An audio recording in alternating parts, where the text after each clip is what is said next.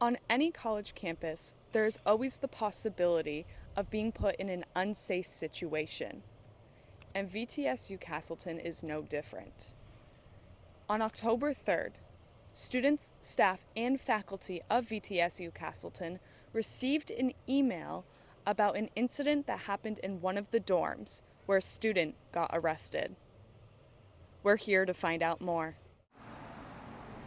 So I go out in the hall to see what's going on, and I'm overhearing an argument, someone's boyfriend confronting Luke, the guy who had been caught, for going into the women's bathroom. And what he would do is he'd go in there after else had already gone in there to shower.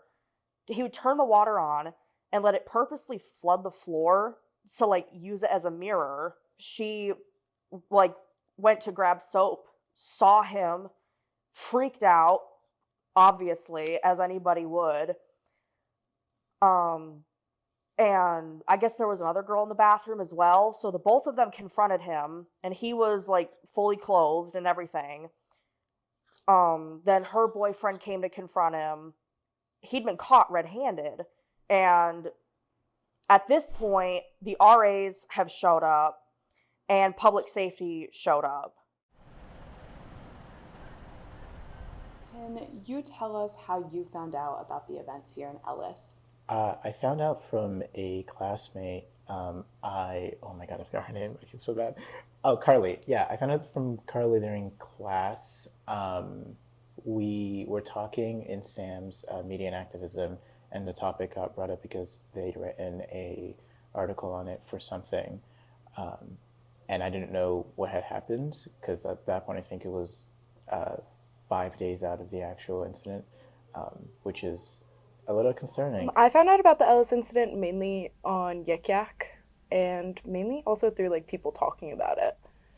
I first heard about it when I saw the email go through, and then I heard people talking about it. It was kind of frightening. I know in my class with Sam, both of my classes with Sam, we talked about how the school not being the ones to like come out with it first, and most staff members and students finding it out from like news articles, like outside sources news articles. It was disturbing to know. I'm happy that there was an email sent, regardless of how long had passed since the incident. There is a committee, and they do meet and they do talk about the safety and security of the university, and they make determinations around, sending information out.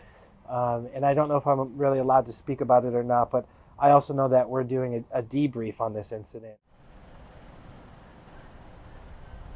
It brought like a discussion of like how campus safety has been seriously lacking throughout the past couple of years, and like many students in class have shared like stories of their friends being harassed or stalked or any of like these types of situations that really shouldn't be happening on college campuses, or like can be dealt with, are not being dealt with and aren't being dealt with properly or timely. I already have really,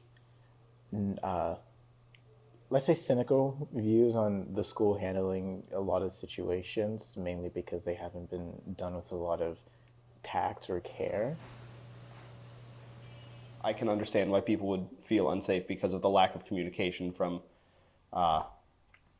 public safety and other departments on campus.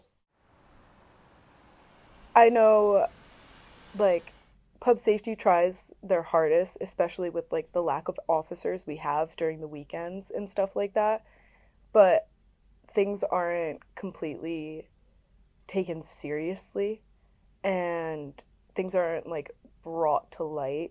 And even in our October like annual report, safety reports, that's not always accurate because things aren't always reported. I feel like the more these things happen, the more everyone's tolerance for this kind of goes up, and unfortunately we kind of have to work as a community to lower that again. If you're still feeling scared, I think you should go to our wellness center and really connect with somebody who can support you through your feelings and the emotions that you're feeling. And then while you're working through that, our SGA is a great voice of our student population. I also think that our Spartan is a great voice for our student population. Some might not agree with that, but I think we got a lot of great student opinion in our Spartan. And it doesn't allow people to kind of hide from the voices of our students. As we move forward into the semester, we hope that students will utilize their resources and voices if they are feeling unsafe. This is Carissa Challenor, signing off.